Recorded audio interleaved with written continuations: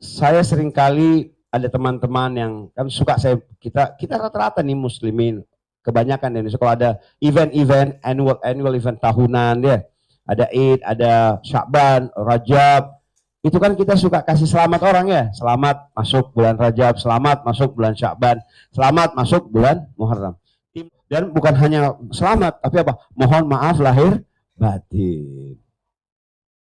Kalau saya jawabnya sederhana, kalau saya bilang waktu sesuatu yang paling mahal sebenarnya Allah Subhanahu wa taala berikan.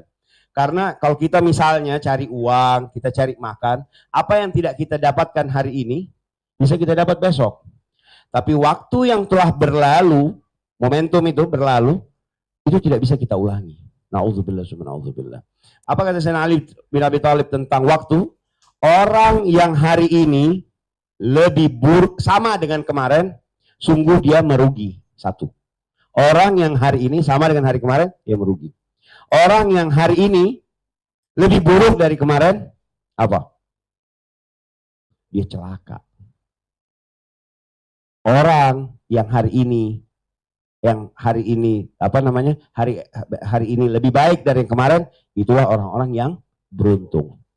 Nah, pentingnya kita tuh memperingati momentum-momentum. Nah, waktu kan terdiri dari apa? Detik jadi menit jadi jam jadi hari demi hari, pekan dulu per pekan 7 atau pekan, kemudian pekan hari mencapai 1 bulan.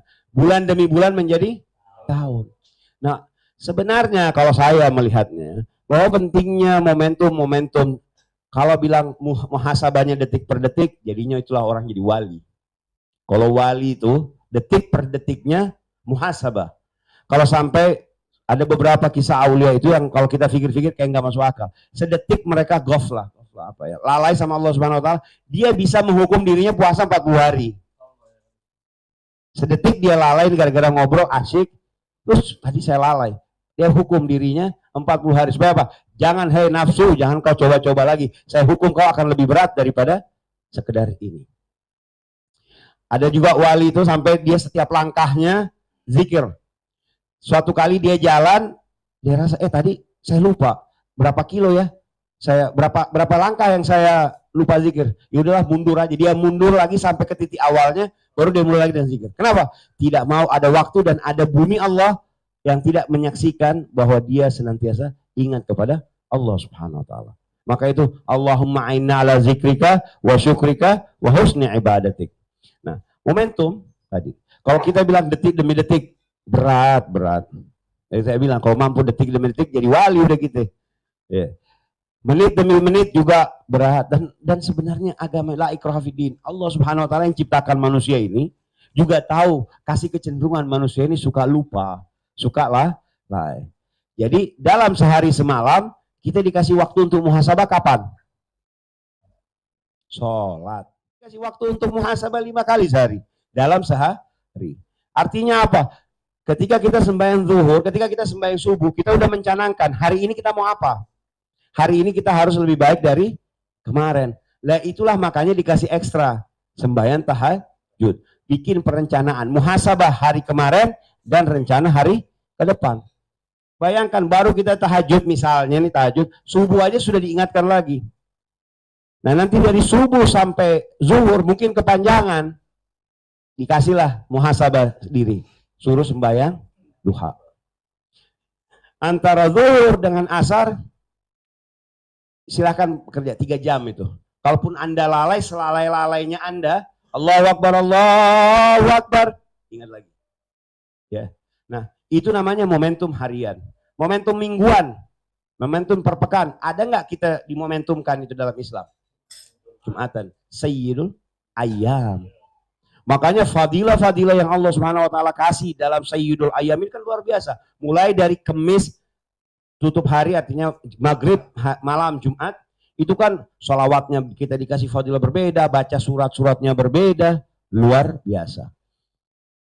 Yang menarik sebenarnya, itulah Allah yang ciptakan kita, Allah juga yang kasih wah kita dikasih ganjaran, kita dikasih kayak maaf kata ya, dikasih iming-iming. Kalau kau baca ini, kalau kau lakukan ini malam Jumat, kau akan dapat ganjaran. Padahal sebenarnya dengan melakukan praktek-praktek spiritual, praktek-praktek kebaikan itu untungnya buat kita, untuk Allah Subhanahu Wa Taala. Nggak ada yang jawab. Untuk siapa? Untuk kita. Yang pasti satu, orang yang banyak sholat itu nggak mungkin kena penyakit aneh-aneh. Kenapa? Gerakan-gerakan sholat itu melatih semua sendi-sendi daripada tubuh kita. Normatif ya, normatif.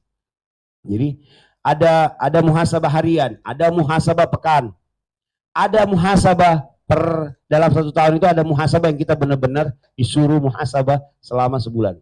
Ya, muhasabah bulanan. Apa itu? Ramadan. Bahkan sebelum Ramadan kita disuruh Rajab, Syaban siap-siap untuk masuk dalam training center itu supaya udah bisa connect gitu loh. Nah, jadi saya mau tanya lagi, penting nggak mengetahui momentum-momentum itu? Penting. Dan kenapa kita perlu minta maaf sama orang? Karena bohong orang yang hubungannya dengan Allah Subhanahu Wa Taala itu bagus dan dia hubungannya dengan manusia jelek. Ya, bahkan dalam satu hadis kalau saya tidak salah itu dikatakan tahu dibilang jenguk orang sakit ya.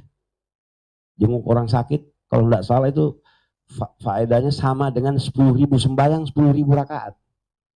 Sedekah di hari Jumat itu sama dengan 100.000 rakaat. Dahsyat.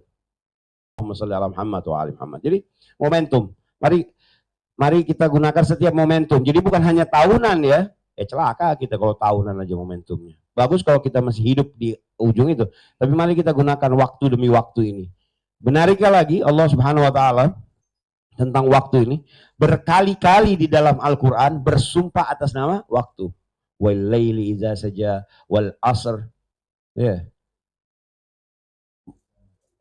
Wadduha, berkali-kali bersumpah atas nama waktu. Kenapa? Karena yang lagi kata Sayyidina Ali bin Abi Thalib. Al-waktu kas-saif. Waktu itu seperti pedang. Kalau baik kau gunakan bisa manfaat, nggak baik dia bisa mencelakakan. Naudzubillah semua. Makanya tadi saya dalam awal kalau ingat saya minta apa? Allahumma barik lana fil waqt. Minta keberkahan waktu. Karena kita semua dikasih 24 jam. Tapi ada orang menyia-nyiakan waktunya, ada orang memanfaatkan waktunya. Misalnya apa? Ada orang kayak, kalau saya tidak salah Imam Nawawi ya, meninggal usia 51 tahun, karangannya lebih dari 100 kitab.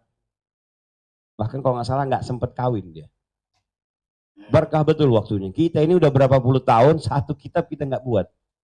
Yang kira-kira bisa menjadi amal jariah untuk kita nanti di kuburan. Ya. Tapi itu jangan khawatir begitu-begitu. Yang penting, kalau saya makanya perbaiki sholat kita, perbaiki salawat kita, islah sama orang, soleh, jadi orang soleh. Ya, sebisa mungkin nggak bisa sedekah duit, itu dia baca Quran, ngajarin orang, bantu orang, dan belajar untuk ikhlas dalam hidup. Karena memang yang paling berat itu ikhlas, wa istiqamah. Ya. Allahumma sholli ala Muhammad wa ali Muhammad. Jadi itu momentum tahun baru ini. Walaupun kalau kita mau kaji ya menarik sekali sebenarnya nih. Ini lagi. Hafal nggak kita nih mengenai tahun-tahun? Kalau saya tanya sebelum bulan September bulan apa? Cepat jawabnya ya. Sebelum bulan Rabiul Awal bulan apa? Cepat. Ya, sebelum bulan Rajab apa? Cari di Imam Ja'far Shadiq itu sangat detail. Kapan cukur rambut, kapan gunting kuku. Sampai ada orang, saya ingat tuh ada dalam satu kisah, lagi dikasih tahu, jangan kau gunting kuku tanggal segini. Dia gunting. Sakit parah luar biasa. Naudzubillah, summa naudzubillah. Jadi ibu saya bilang, ini saya tidak pakai Syarif. Tidak apa-apa. Tidak haram. Kalau itu yang Anda yakini. Ya. Kayak misalnya nih, ini bulan Muharram. Saya ada beberapa orang undang, saya bilang jangan khawatir dan jangan repot-repot, jangan undang saya untuk kawinan di bulan Muharram. Dalil Habib apa haram? Tidak haram. Silakan Anda nikah tapi tidak usah pesta-pesta. Silakan Anda nikah karena kalau Anda besok zina, saya tanggung jawab. Karena saya bilang jangan nikah di bulan Muharram, bukan. Jangan pesta-pesta di bulan Muharram. Itu yang perlu diluruskan itu. Apa maksudnya? Kalau katanya Imam Haddad, tidak ada kebahagiaan di dalam Asyura. Hah? Lah iya, emang itu tradisi Hindu. Enak aja. Bahasanya ada surah. Ya. Jadi kembali lagi menarik sebenarnya kalau kita bilang kajian itu bahwa apa yang terjadi di bulan Zulhijjah itu sebenarnya ada hubungan dengan apa yang terjadi di bulan Muharram. Dan itulah pentingnya kita ini belajar Muharram, Safar, Rabiul Awal, Rabiul Tsani, Jumadil Awal, Jumadil Akhir, terus Rajab, Sya'ban, Ramadan, Syawal, terus Zulqaidah, Zulhijjah. Muter aja dia begitu. Ya, 12 itu. Muter aja dia. Dan bayangkan ya, jadi kalau ada yang bilang, oh saya nggak mau pakai itu tengah bulan. Lah kalau nggak mau pakai hukum tengah bulan ya, kenapa ada puasa Ayyamul Bid? Betul nggak? Jadi apa-apa yang diajarkan, jangan kita cuma melakukan, oh ini sunnahnya begini. Enggak, coba kaji. Apa kira-kira pesan yang ingin Rasulullah SAW sampaikan? Apa kira-kira pesan yang ingin Allah Subhanahu Wa Taala sampaikan? Misalnya kayak begini, ada hadis Rasulullah SAW katakan, siapa yang cuci tangan sebelum makan, maka dia tidak mungkin fajr. Itu kan orang dulu percayaannya begitu. Ya yang penting dia kerjakan karena dia takut fajr. Kalau kita sekarang kita tahu kenapa cuci tangan sebelum makan itu penting. Kenapa? Mencuci bakteri-bakteri atau kotoran yang ada di tangan. Kenapa? Sudah ada mikroskop bahwa tangan kita kelihatan bersih ini ketika dibawa di mikroskop kan menyeramkan makhluk-makhluk yang ada di sini. Bila itulah caranya, makanya pentingnya majelis-majelis ilmu, duduk belajar ya. Baca buku, baca tuh Quran. Saya berapa sering cerita tentang kisah-kisah Sul Anbiya, kan orang nanya begini. Ini dongeng dari mana nih? Astaghfirullahaladzim. Emang dongeng mungkin gile. Saya lalu baca tuh Quran, 70%-nya cerita, kisah. Dan dari kisah-kisah itu yang paling banyak kisah apa? Nabi Musa alaihissalam. Nah itu lagi, pernah nggak kita bertanya, kenapa kira-kira Nabi Musa alaihissalam ini paling favorit di Quran? Kok Nabi Musa ini Nabi yang paling banyak, walaupun Nabi kan ada kita dikenal 25, tapi Nabi Musa ini sering sekali menjadi cerita di dalam Al-Quran. Ya benar jawabannya. Kenapa? Untuk memberikan harapan kepada umatnya Rasulullah SAW yang waktu itu sangat-sangat tertindas. Bahwa kalian akan menang juga seperti umatnya Musa. Kurang jahat apa itu Fir'aun? Kira-kira begitu. Jadi itulah pentingnya kita belajar tuh cerita. Ya. Yeah. Jadi kalau ada yang, karena apa? Seluruh kisah Sul Anbiya, wasoleh orang soleh-soleh ini penuh dengan hikmah. Penuh dengan hikmah. Ada yang anaknya durhaka, ada yang istrinya durhaka, ada yang kayak seperti Nabi siapa? Nabi Nuh, dakwah 990 tahun, yang ikut sama dia satu orang. Wah punya anak, naudzubillah summa naudzubillah, durhaka. Kurang serem apa cerita-cerita itu? Terus kita bilang, saya susah. Saya susah. Makanya ngaji. Mari kaji itu Al-Quran. Di dalam Ihya Ulumuddin, di bab ilmu, walaupun ahli hadis menolak hadis ini, apa namanya, berpikir berpikir 1 detik lebih bagus daripada sholat 1000 rakaat. Alhamdulillah, saya rasa itu. Jadi mari kita gunakan momentum-momentum dan jangan apa namanya ini, jangan sungkan untuk nggak hina minta maaf kok. Walaupun grup sebelah bilang buat apa lo minta maaf? Nah itulah manusia sombong amat. Ya. Ngapain gitu loh, minta maaf. Tapi juga minta maaf, tolong jangan kebanyakan orang minta maaf. Bagaimana cara minta maafnya? Maafin ya jika ada salah. Basa-basi, itu hebatnya juga setan. Anda seakan-akan berbuat baik, tapi sebenarnya Anda tidak berbuat sama sekali. Beda nggak nih? Jadi saya misalnya punya salah sama beliau, punya salah nih, tapi itu dia, ada gengsi, ada ego saya yang tetap menahan diri saya untuk minta maaf. Saya bilang, Habib, saya jika ada salah kemarin-kemarin minta maaf ya. Oke, dengerin kalimat. Dia pasti bilang, iyalah, iya, nggak apa-apa, nggak masalah. Tapi beda nggak rasa kalau saya bilang gini, Habib, saya pasti ada salah, pasti ada yang tidak berkenan. Minta maaf, saya lupa juga kelakuan saya kemarin. Tapi saya yakin saya ada salah. Lebih enak didengar atau cuma yang jika? Enak yang kedua. Makanya gara-gara satu kata 4 huruf itu, batal Anda minta maaf. Ya kalau mau minta maaf lah. Iya kan? Makanya saya heran kalau ada orang, Habib saya maafin saya. Apanya? Bukankah sama juga ketika kita minta tobatan nasuha, bukannya kita harus ingat kesalahan kita apa? Supaya apa? Tidak Anda ulangi lagi. Supaya tidak diulangi lagi. Ya, makanya dan juga bagaimana sih menjaga diri? Bagaimana menjaga diri? Oh, saya ini nggak kuat wirid, saya ini nggak kuat ini. Duduklah bersama orang-orang baik, nanti Anda akan ditegur kalau keluar jalur. Anda berharap mau jadi orang soleh, tapi maaf duduknya sama penjudi, duduknya sama pemabok. Yang ada menjalis janis. Apa artinya? Duduk sama suatu kaum, dia akan berubah menjadi kaum itu. Allahumma sholli ala Muhammad. Ya, jadi semoga yang hadir di sini, yang menyimak juga, mari kita kalaupun tidak bisa momentum-momentum itu kita gunakan untuk berterima kasih sama orang. Ya, lam yaskurun nas la yaskurullah. Yang tidak mampu berterima kasih sama manusia pasti dia tidak mampu bersyukur kepada Allah. Kenapa? Karena pada hakikatnya ketika misalnya gini, saya bilang sama Habib Rafiq nih, ini kue, ya. Hakikatnya apa? Allah yang gerakkan hati saya untuk memberikannya. Allah biiznillah. Tidak ada satu gerakan, bahkan kepakan nyamuk pun yang begitu kecil, kepakan bakteri pun yang menggigit kita, kalau bukan atas izinnya Allah Subhanahu wa Ta'ala. Tapi diingat satu, tidak semua yang terjadi Allah ridha. Dan yang kita cari, yang Allah ridhoi. Makanya kita berdoa apa? Bukan kita sih, kita diajari sama Syekh Abdul Qadir Al-Jailani. Syekh Abdul Qadir Al-Jailani doanya nggak banyak.